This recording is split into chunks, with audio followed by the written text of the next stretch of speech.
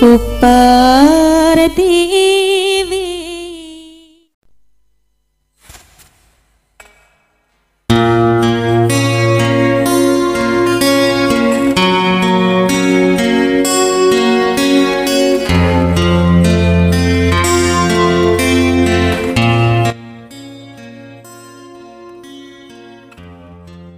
Assalamualaikum warahmatullahi wabarakatuh. Salam budaya, salam rahayu, salam waras. Sedulur sekalian, selamat bertemu kembali dengan saya Kang Jenggo di channel YouTube Tonatan TV. Kali ini kita akan mengupas lagi atau menarasikan tentang keberadaan misteri di Gunung Bancak.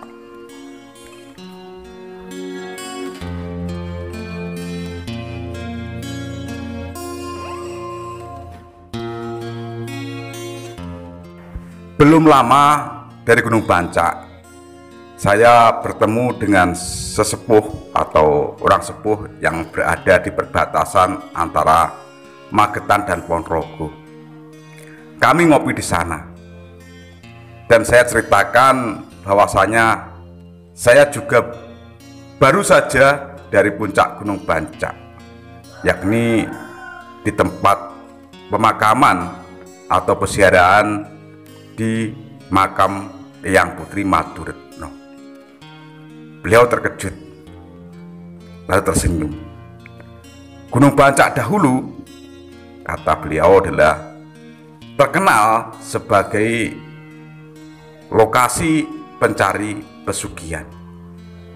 Wah, saya kaget karena ternyata teman-teman saya yang ada di Magetan tidak menceritakan tentang lokasi pesugihan tersebut. Jadi saya juga tidak ada niat untuk mengorek atau mendefinisikan tentang Gunung Bancak secara teliti tentang kemisteriannya. Nah, setelah mendapat cerita dari sesepuh ini, saya kemudian ngutak-ngutik internet. Saya menemukan gunung.id untuk penceritaan yang menceritakan tentang keberadaan Gunung Bancak dan misterinya. Dan alhamdulillah saya temukan. Lalu saya juga melihat dari referensi dari teman-teman Magetan yang menulis di web tentang keberadaan Gunung Bancak ini. Saya narasikan untuk panjenengan.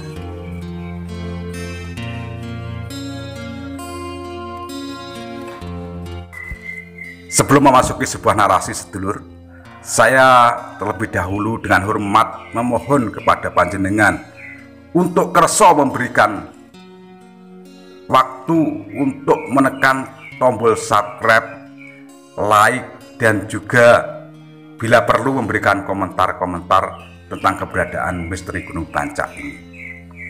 Sebab hal itu sangat ringan sambil lalu bagi panjenengan, tetapi bagi kami ini sangat bermanfaat sekali.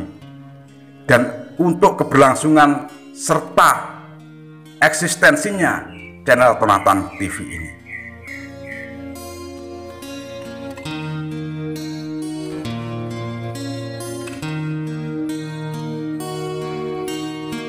Sedulurku sekalian, ada sebuah legenda tentang Gunung Lawu yang dahulu tinggi menjulang sampai hampir sendul langit.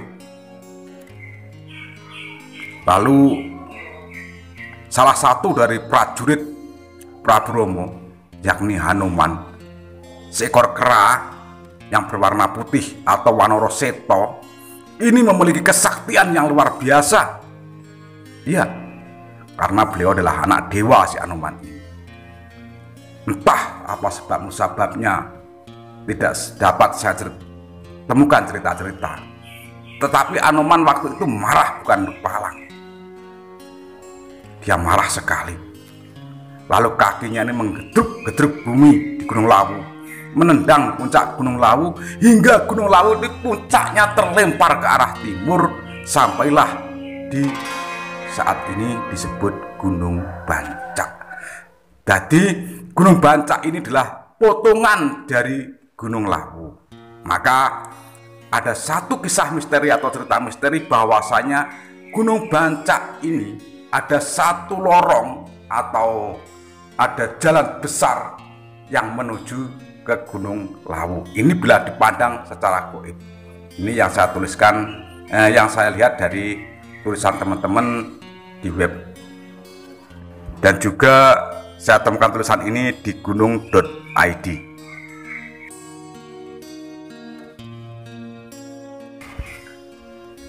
Dari gunung.id dituliskan bahwasanya Gunung Bancak terletak di antara 4 kecamatan dari wilayah Kabupaten Magetan. Di antaranya yang pertama Kecamatan Parang, ini masuk di Desa Sundul. 2 Kecamatan Ngariboyo, Desa Banjar Panjang. 3 Kecamatan Kawedanan, Desa Giripurno dan Desa Ngentep. 4 Kecamatan Lembean, Desa Kruwe dan Desa Pupus. Gunung Bancak memiliki beberapa puncak, di antaranya yang pertama Bukit Seprecet, yang kedua Bukit Semunu, yang ketiga Bukit Sekelir, yang keempat Putuk Simun, yang kelima Bukit Ceme, dan yang keenam Bukit Slengok.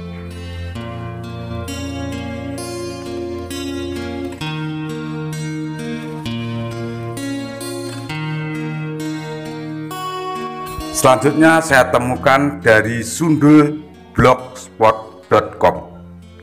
Gunung Bancak ini sangat terkenal dengan sebutan Gunung Kencono atau Gunung Emas. Sebutan itu terutama bagi orang-orang yang tinggal di sebelah timur Gunung Bancak. Karena ceritanya Gunung Bancak sering terlihat bercahaya bagaikan emas apabila dilihat dari daerah sebelah timurnya. Maka Gunung Bancak juga terkenal dengan nama Gunung Kencono atau Gunung Emas. Cocok sekali dengan sebutan sebagai Gunung Kencono atau Gunung Emas, karena banyak cerita yang beredar pada masyarakat bahwasanya di Gunung Bancak, di puncaknya Bukit Seprecet, banyak orang-orang yang mencari pesugihan. Biasanya mereka membawa aneka ragam sesaji, seekor kambing untuk disembelih di sana sebagai sarana pemujaannya.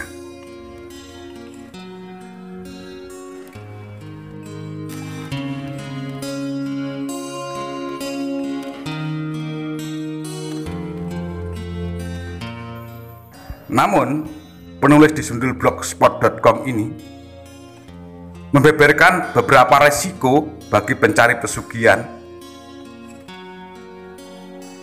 yakni mencari pesugihan pada dasarnya adalah suatu perjanjian dengan makhluk alam gaib untuk mendapatkan harta kekayaan dengan imbalan berupa tumbal. Ini sangat medeni sekali, ini sangat miris. Bisa orang lain yang jadi tumbal atau sudah pasti dirinya sendiri kelak akan jadi tumbal pesugihannya tersebut. Hal itu dibeberkan penulis di sundulblogspot.com karena ada cerita dari para ahli spiritual yang bisa menerawang alam gaib. Orang yang mati karena jadi tumbal pesugihan sebenarnya tidak benar-benar mati, tetapi orang tersebut dibawa oleh makhluk gaib untuk dijadikan budak di alamnya.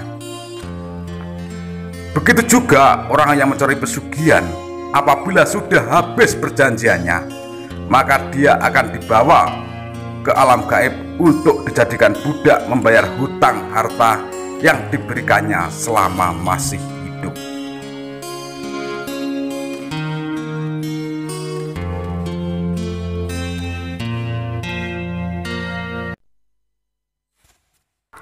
Masih di blogspot yang sama, penerawangan alam gaib Seprecet adalah sebuah wilayah atau kota atau kerajaan yang cukup megah.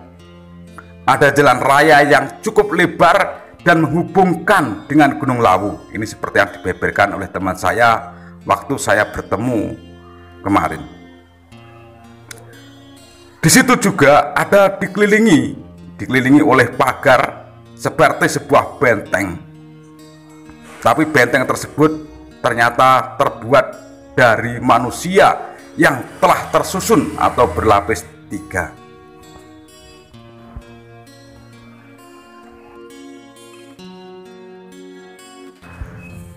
blogspot Sundul atau sundulblogspot.com ada sekelumit cerita yang ditulis oleh penulis di sini.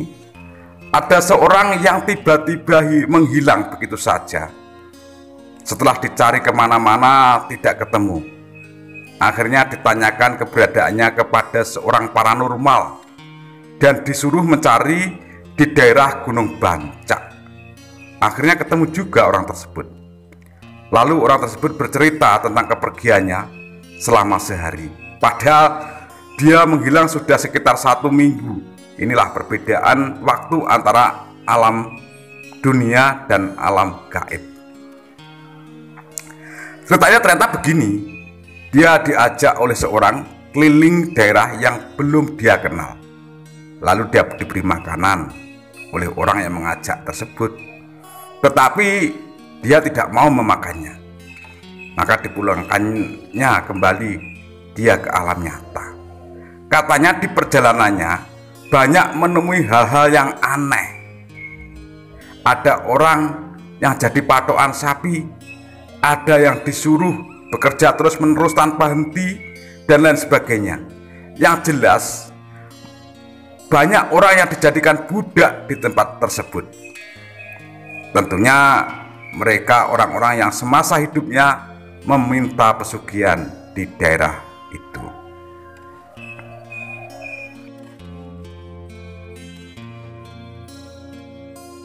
Sedulurku yang berbahagia, tempat-tempat pesugihan dan pemujaan untuk kaya dimanapun tempat ada. Tapi ikhtiar ini adalah tugas kita. Memang kita diwajibkan ikhtiar, tapi ikhtiar yang benar.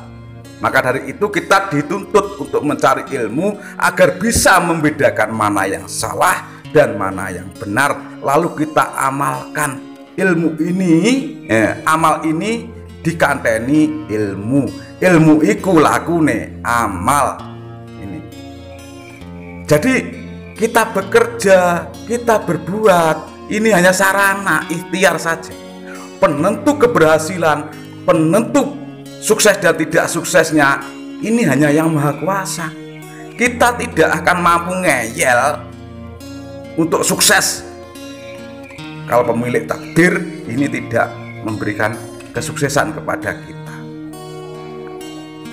Maka dari itu, mari kita berjalan kepada jalan yang sesuai dengan ilmu kita, yakni jalan yang insya Allah akan baik di dunia dan bahagia di akhirat. Teriring satu ungkapan, ono rino, ono upo, ono awan, ono pangan. Wis to urip dijamin karo pangeran. Wassalamualaikum warahmatullahi wabarakatuh.